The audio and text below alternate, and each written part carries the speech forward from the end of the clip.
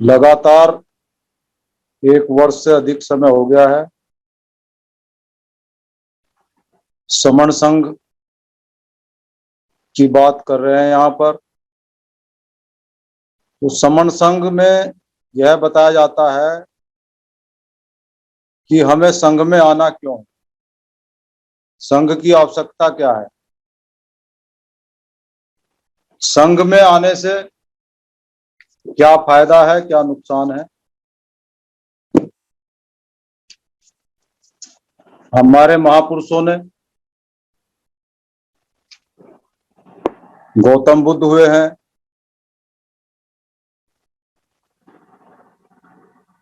Doctor Bhimrao Ambedkar हुए हैं, सभी ने संघ के बारे में बताया है।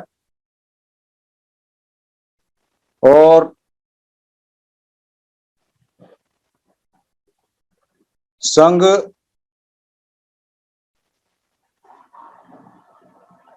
यह SC ST OBC का एक ऐसा समूह है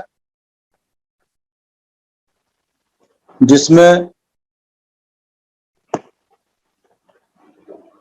हम सभी लोग जुड़े हैं।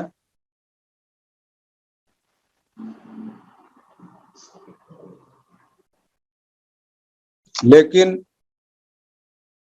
कुछ शरारती तत्वों द्वारा हमारे कार्य के आधार पर हमको विभिन्न समूहों में बांट दिया, विभिन्न जातियों में विभाजित कर दिया, जिसका परिणाम आज हम भुगत रहे हैं। समय समय पर हमारे बीच में महापुरुषों का आना जाना लगा रहा, जिसमें हर किसी ने हमको जुड़ने और जोड़ने पर याद दिलाया है।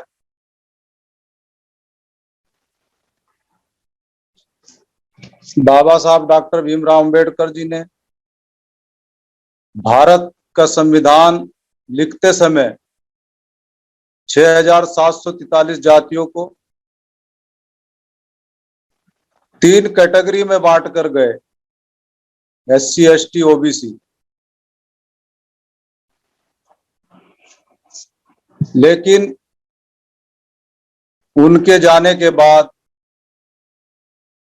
इस देश में विभिन्न संगठन बने, जिनकी संख्या लगभग 29 लाख बताई जाती है, और जिनमें से 4 लाख एक्टिव संगठन भी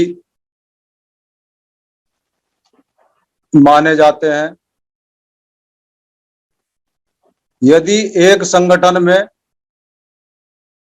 7 सदस्यों की जैसे समिति होती है, अध्यक्ष, सचिव, महासचिव, कोषाध्यक्ष, प्रचार, अगर ये लोग भी 4 लाख संगठनों के इकट्ठे हो जाए एक जगह, तो लगभग 28 लाख लोग जो हैं एक जगह एकत्रित हो सकते हैं।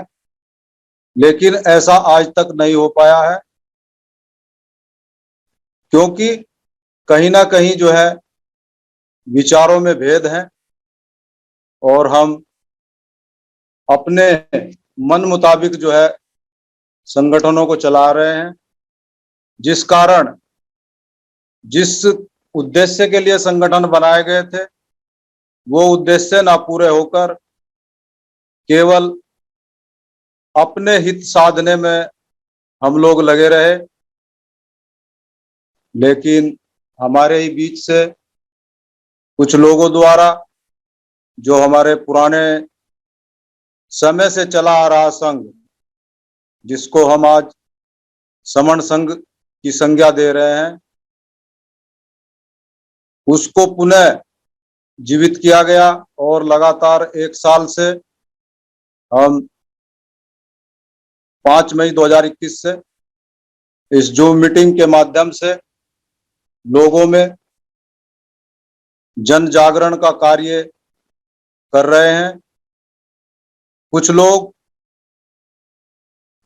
इसको समझ गए हैं और इसके प्रचार प्रसार में लग गए हैं। यह संघ एक बड़ा ही रोचक है जिसमें कोई ना तो पद है, ना कभी चंदा लिया जाता है, ना कोई पद प्रतिष्ठा, और ना ही इसमें कोई किसी राजनीति का कोई हिस्सा है, ना ही चंदा लिया जाता है।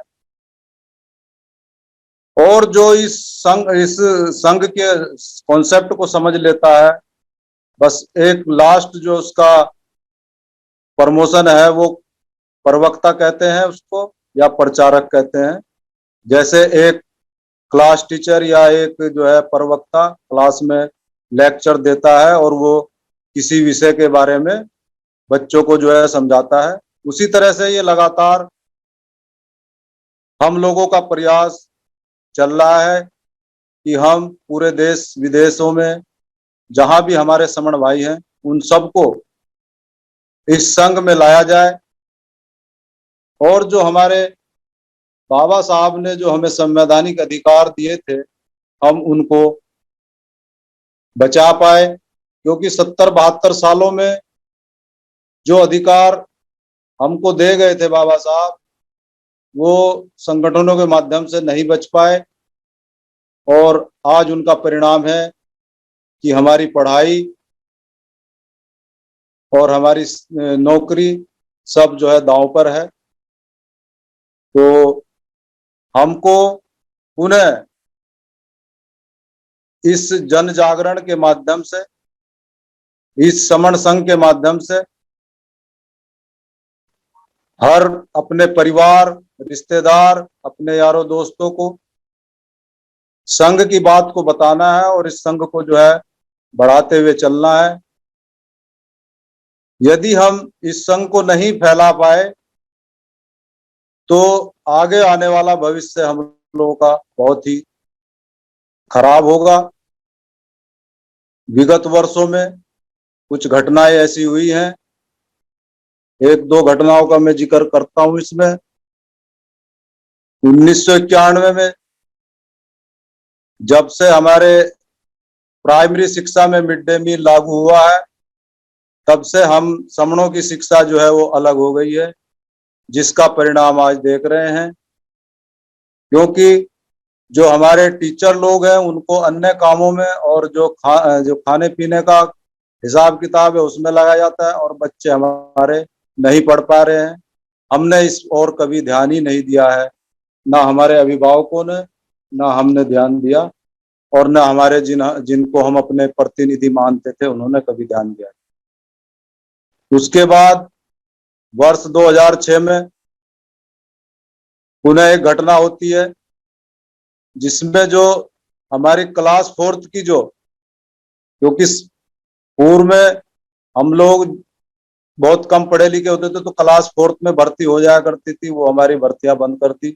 उस पर भी हमारे किसी प्रतिनिधि या किसी संगठन का ध्यान नहीं गया, जिसका परिणाम आज ये है कि जो पूर्व में क्लास 4th में नौकरी पाए लोग थे, उन्हीं के बच्चे थोड़ा पढ़ लिख कर जो है वो आज हम जैसे जो है यहाँ आज इस समण संघ की मीटिंग में अपनी बात कह रहे हैं, ये उसी का परिणाम था।